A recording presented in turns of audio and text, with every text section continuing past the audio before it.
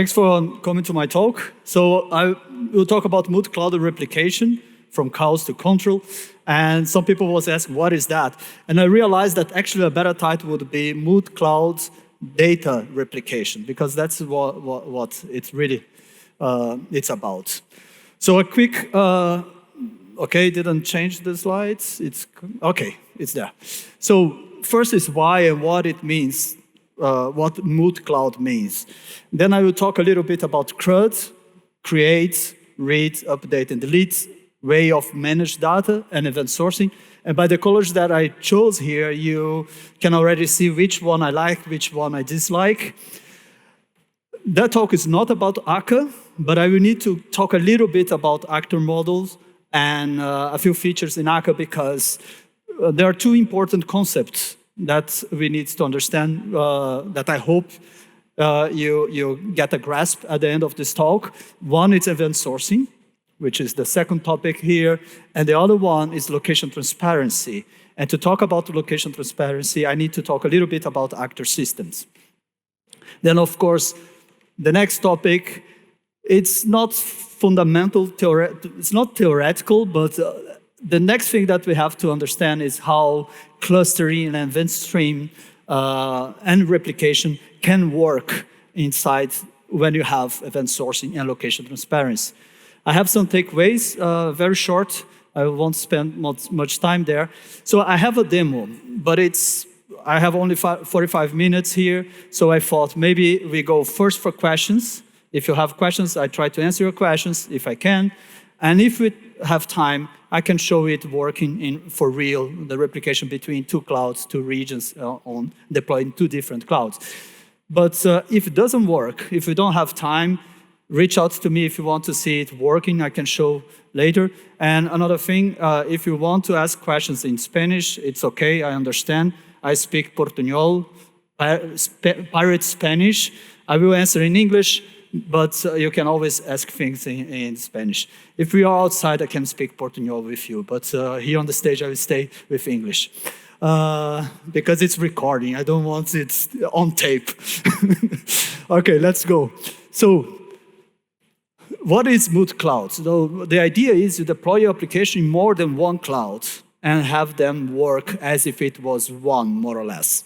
So we can start think about availability zones. You have availability zones.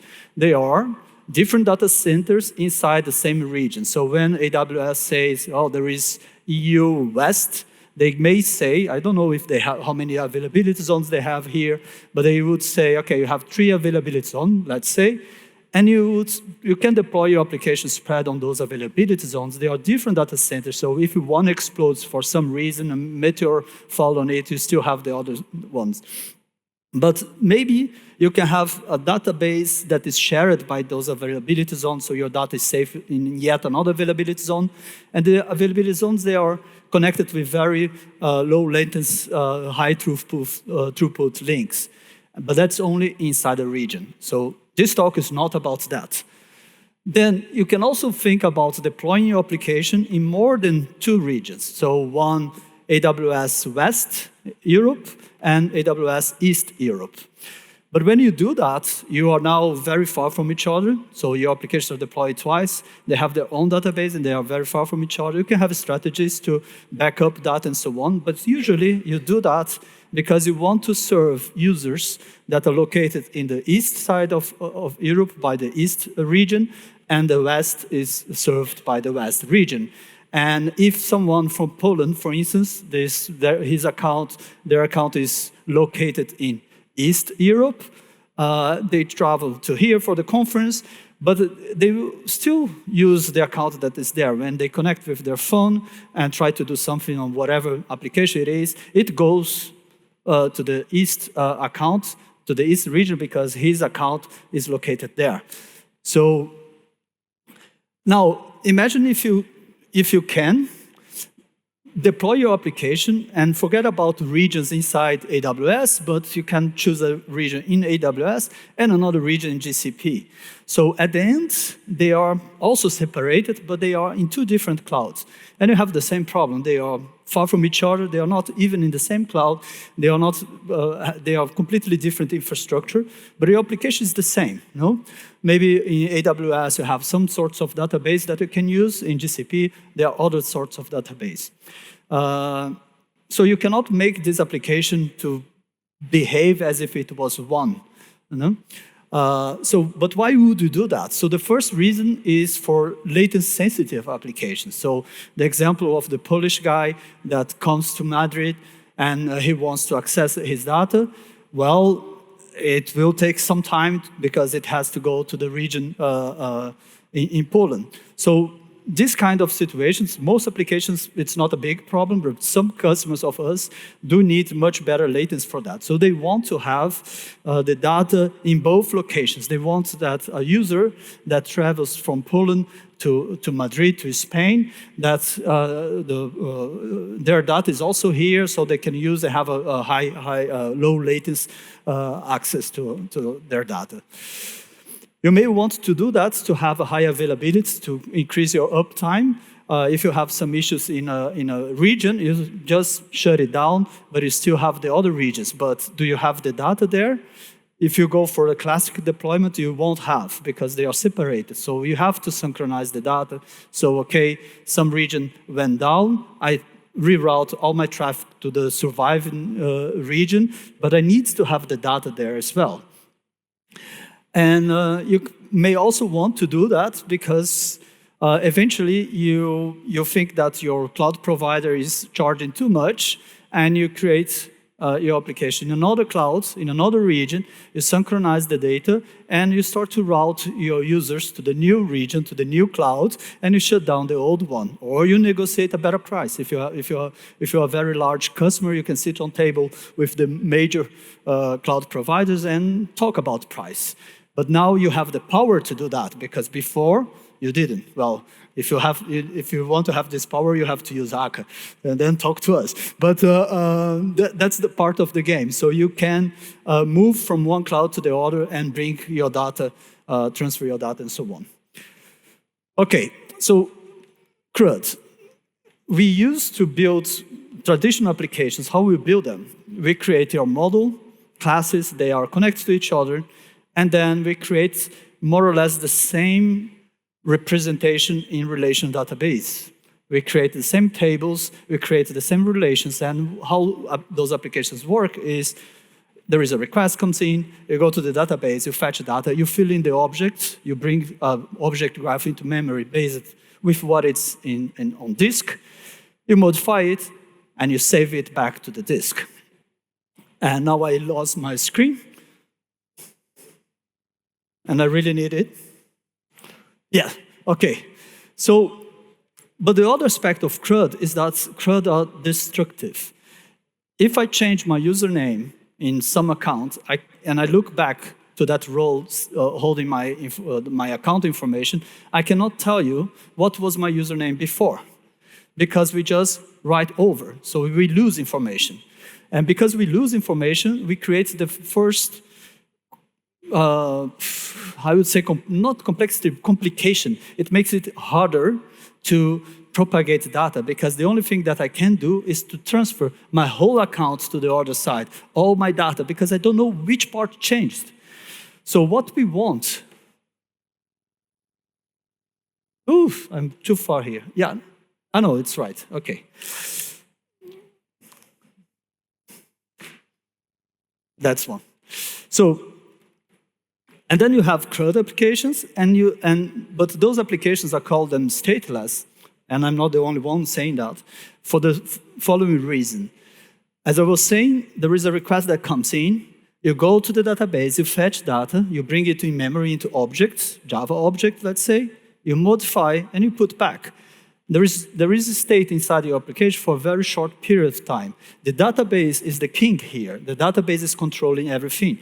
The state is always there for a very short period. It comes into memory, but it's always the database that controls the consistency of the state. So if now I need to scale out, and I take my application that is deployed in some cloud, and I put 3 instances of that. So I have the same application running 3 different pods.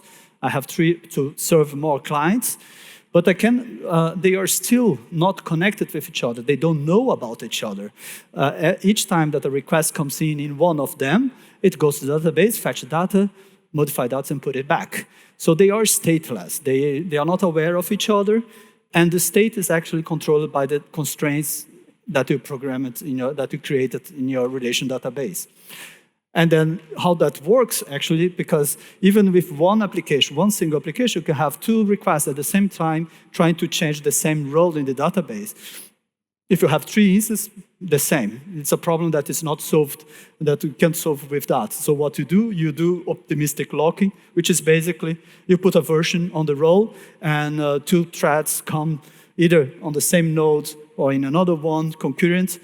One will be able to write, the second one will fail because the version was updated, and then you can say, okay, I have to let it crash and ask the user to submit the data again. And it works. It works. That's not a problem, but you have to resort to this kind of solution.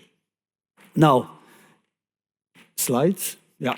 So now if I take that same application and I deploy in 2 different clouds, I will have 2 different databases, 2 different relational databases with all its complexity, different tables, versioning from the optimistic locking. And I cannot synchronize this because I don't know who is the owner of the data. If something gets updated on this side and I need to synchronize to the other side, it might be that the same role got updated on this side and I need to synchronize to the other side. Which one is the right one? Because even with optimistic locking, let's say that the role is now on version 10, and I have on this side, it says the next version is 11.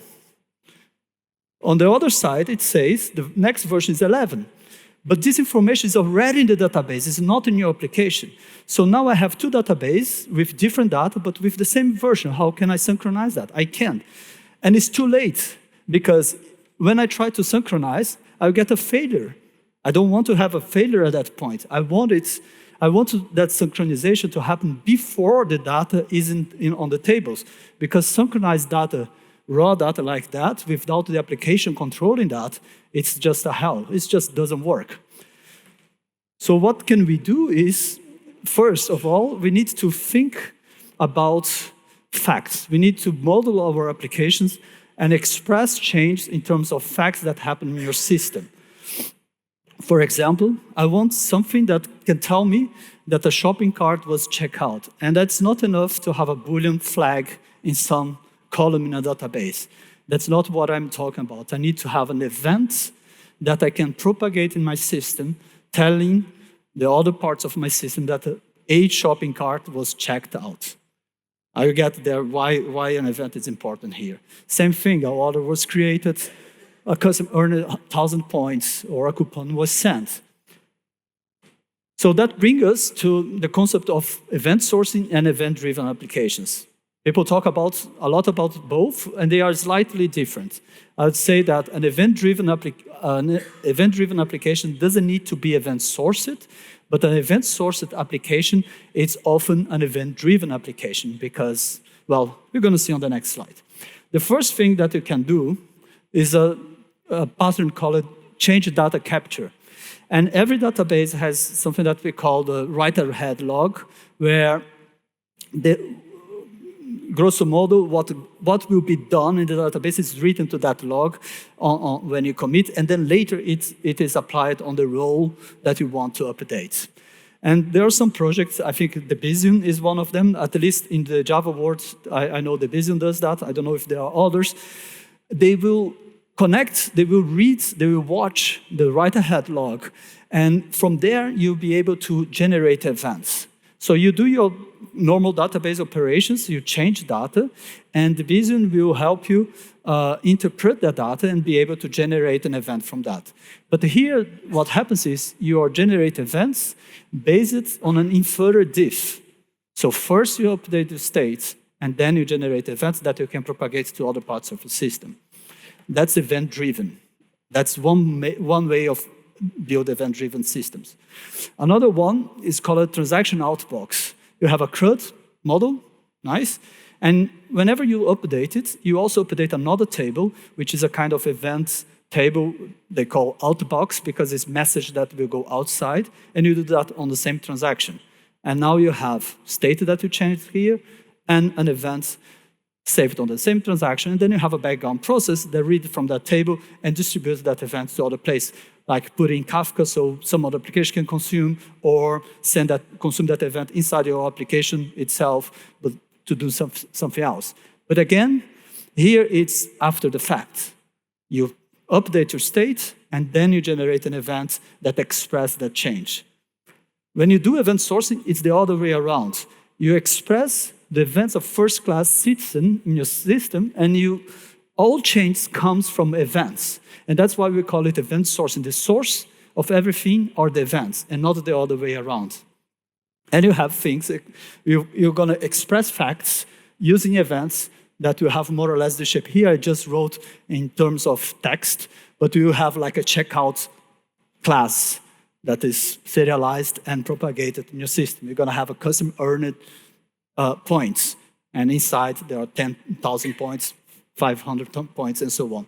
So you have data, you persist events, and you propagate it into your system. Now, it's important. It's in all cases, it's a dual system. You have something that is producing events, facts in your system. If it's event sourcing, it's at the source of everything, but you can also produce events using other techniques, and you have other parts of your system that are consuming events. So it's a dual system. Now, to give you an idea how it looks like, I think you got the more or less the idea, but let's go over here. If I create a wallet, I have a command like create wallet with ID ABC. And then if that wallet doesn't exist, the system will persist an event, call it wallet created. And I use that event to generate a state. And the state here, it's a wallet with balance 0.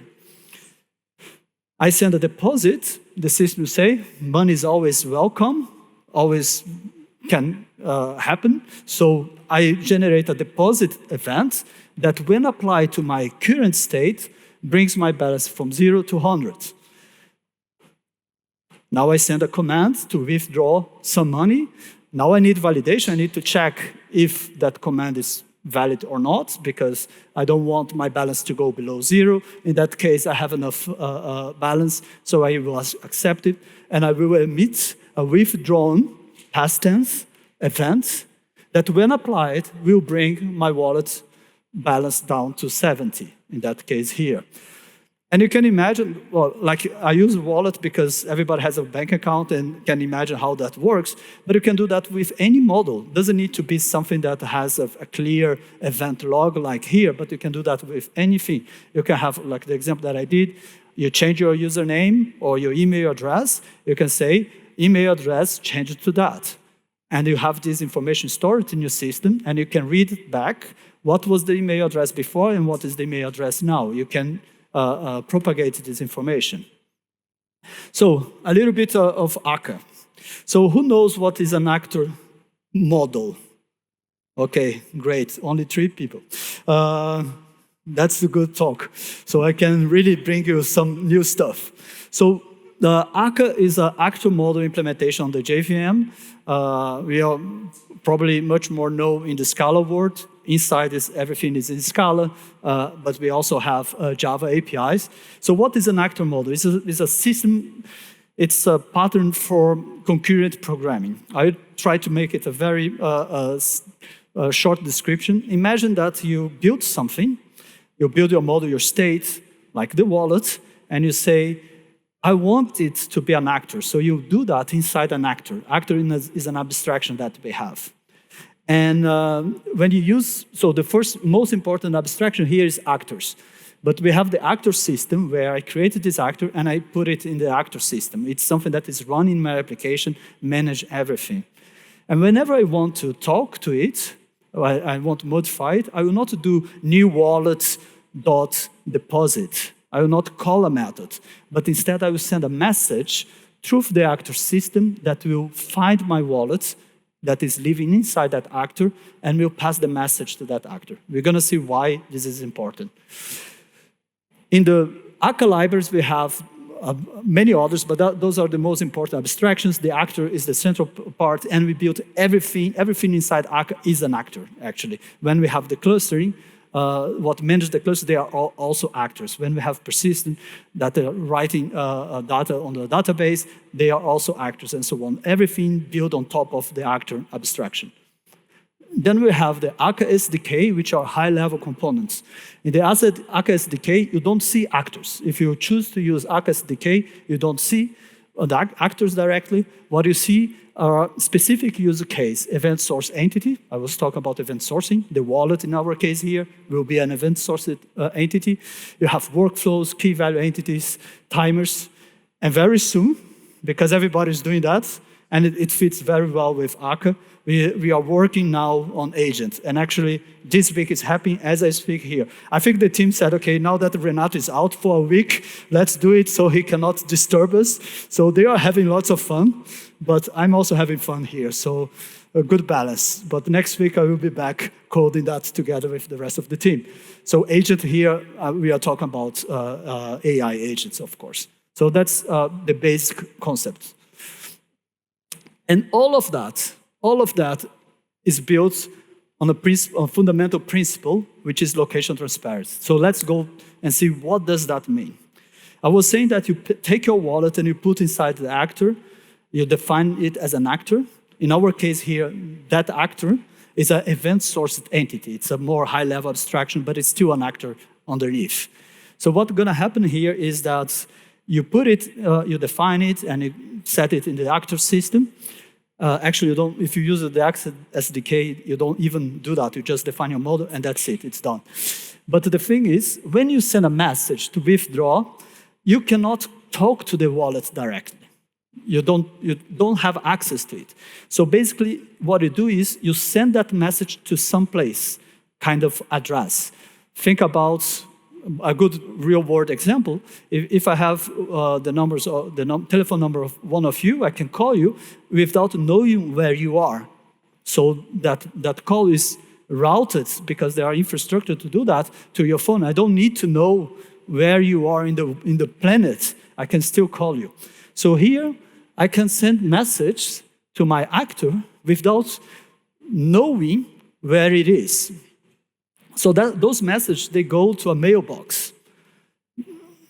Previous one. And Akka manages the access to it. It's not you. You send a message to this location, and it goes to a mailbox. That's the time I have left. Okay. Speed up. So the message from these two users trying to withdraw money from these wallets, they don't access the wallet directly. They go to a mailbox, and Akka, behind the scenes, will take one by one and deliver to the wallet in such a way that is guaranteed that they are processed in order. So if I go below zero, if I had 100 in my account and I withdraw 0, that second command will be rejected because I don't have balance anymore. And that is where Akka will help you to control concurrency, to make sure that there is only one access to that actor. But what is important here is that I don't need to know where is my wallet. It can be anywhere in my cluster. So imagine here that I have an Akka cluster with only one single instance, which is a kind of fake cluster. The cluster needs to have at least 2. But just for example, I started with only one instance. There is one single application running in that cluster that I deployed, and all the wallets are on that same JVM instance running my application. And the commands comes in, and they will be delivered to the right wallet. But then under heavy load, I can scale out, and now I have 2 instances. And Akka will say, okay, now that I have 2 instances, I can take some of the wallets and I can move to the other. And because you don't to the new instance, and because when you talk to the instance, to your wallet, you don't talk to it directly, you don't need to know in which instance that wallet is working. Akka will take care that the message is delivered to the right node or instance. So location transparency is a super powerful concept that will help us move one a step further and have replication in a multi-cloud setup. Slide? Yeah. If we go back to that other slide that I have, where I said that there are stateless cluster applications, what I want to say there is that the applications, they don't know each other. But in an Akka cluster, they know. They know that they are not alone. And they know where wallet ID ABC lives. So if instance 1 receives a command that needs to go to a wallet that is on instance 3, it will forward behind the scenes to instance 3. Again, location transparency, you don't see where it is, but the message will reach your wallet where it's living. What is important here is, and maybe this is hard to imagine the impact of that, but the application here knows where are the instances. The application is managing the data location. And because we have that, I can now forget about optimistic locking and relation database tables, and I can start to use an append-only journal because I know that wallet ABC, it's alive in only one place in that cluster. So when I send a message, I know this wallet is the only one writing to the journal because that's a single writer principle.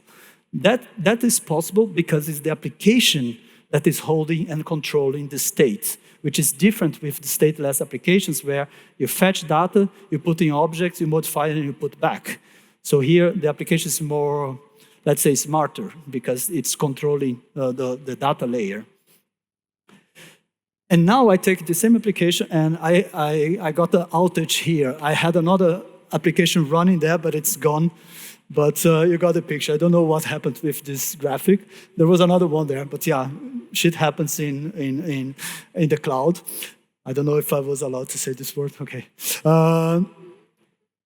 But because the application is managing data, I can have now 2 applications deployed in 2 different clouds. And as long as they know that they are in another region, in another cloud, there is a sibling application, also Akka clustering both, they will connect. We configure that to connect, of course, and I can send data from one to the other and recreate states in both sides. And there we start to do replication over 2 different clouds. And we do that by creating an event stream between the 2 clouds. Or in that example here, I put 2 regions. Actually, it started because we had this pipe to synchronize replicate data between regions, and someone in the company said, why we are limiting ourselves to regions? Because 2 data centers, I don't care if one data center is AWS and the other is GCP, we can do that over 2 clouds because the event journal we control, it's what table with events that we append. We know the chains are granular. I have events that are discrete that I can just stream to the other side and recreate state on the other side. And we create a gRPC stream pipe between them. And if it's 2 regions in the same cloud or 2 regions in 2 different clouds, who cares? It will work. Of course, you have to configure all the routes and certificates and everything, but it works. So we have 2 modes when you build a multi-cloud application. The first one is the pinned region, and that means, in that case here, AWS EU Central is the primary. Pinned means all write operations need to happen in AWS, and the GCP is the replica. So if I have a create wallet command comes in, it will create a wallet in the cluster that I created in AWS, the Akka cluster that I put there. Doesn't matter how many nodes I have, how many instances, it's the Akka cluster that counts here. Because I represent it as events and slides. Okay.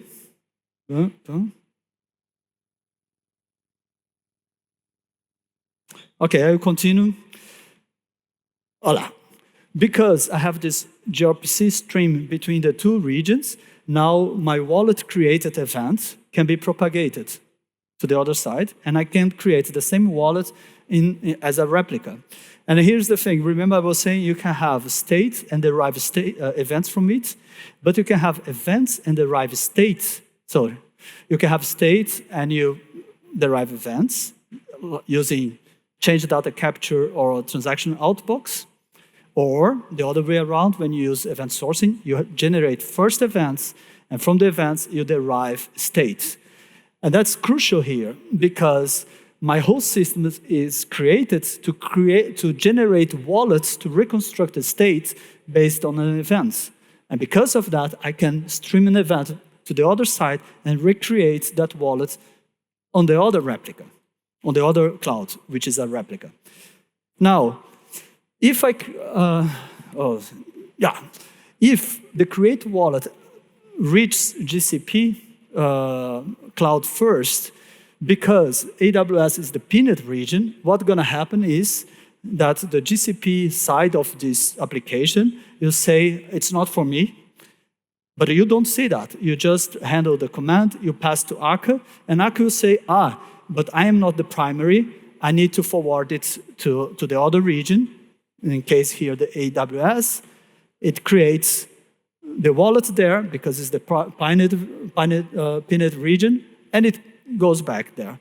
Again, location transparency make it possible because when the command arrives in GCP, you don't care. It's the system that will say, okay, but the wallets are first created in AWS, so I do that for you. You don't need to know where it is. It just happened. Now, get balance is a little bit different because you can, when you encode your wallet, you can mark some commands to be read-only. And when you do a get balance, you're not modifying data, so you're only getting the balance of your wallet. So in that case, that command will be handled directly in GCP. It will not be forwarded. However, it can be that in the meantime, let's say that your balance is 100, that's the data in your replica, and in the meantime, someone withdraw money from your wallet, your wife, your boyfriend, your girlfriend, your mother,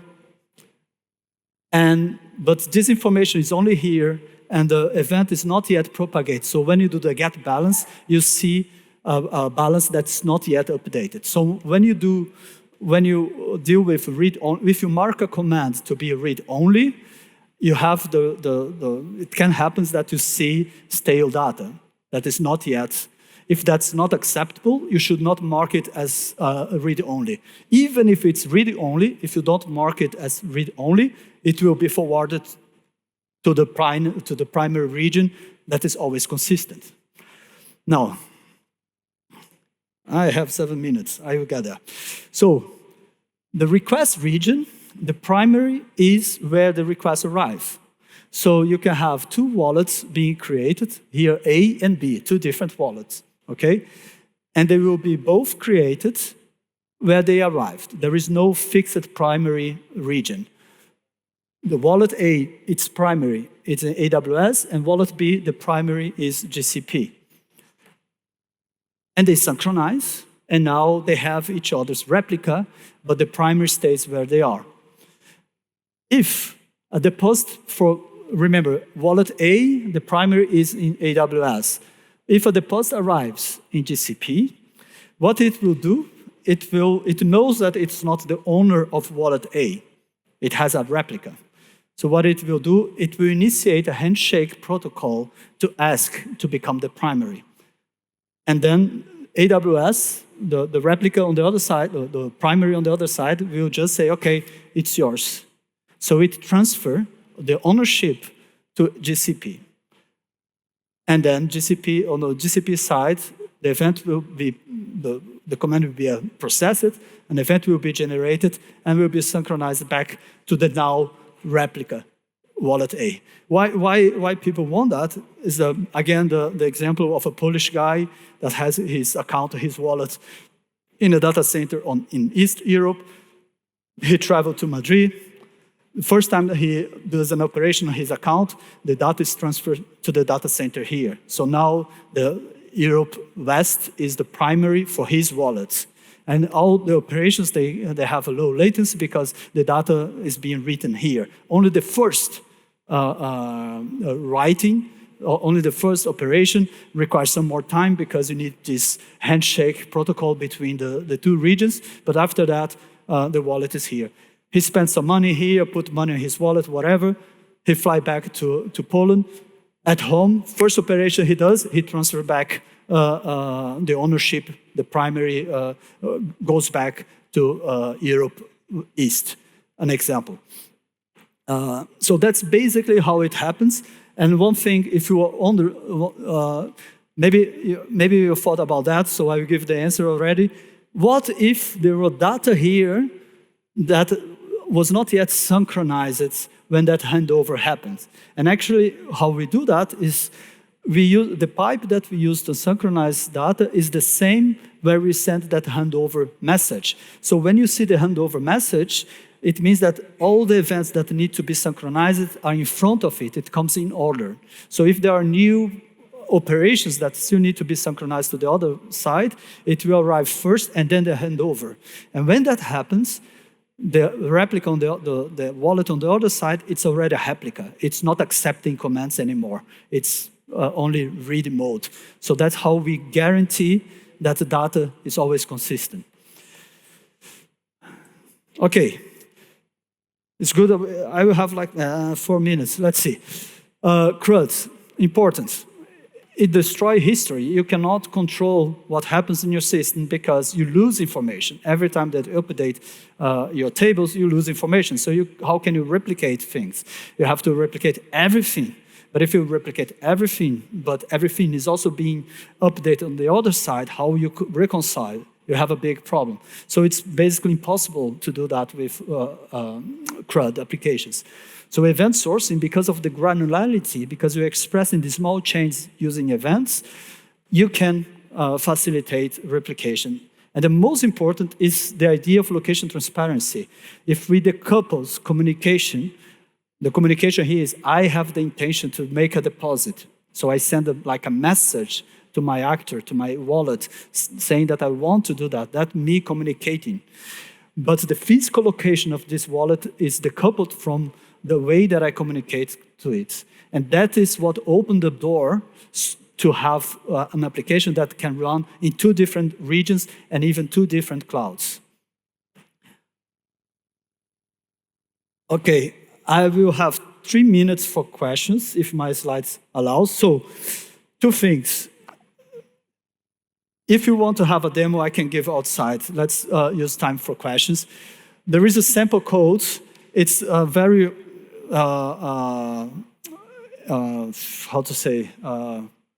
advanced sample code because it's not only about a wallet, there is also transactions over cloud and so on.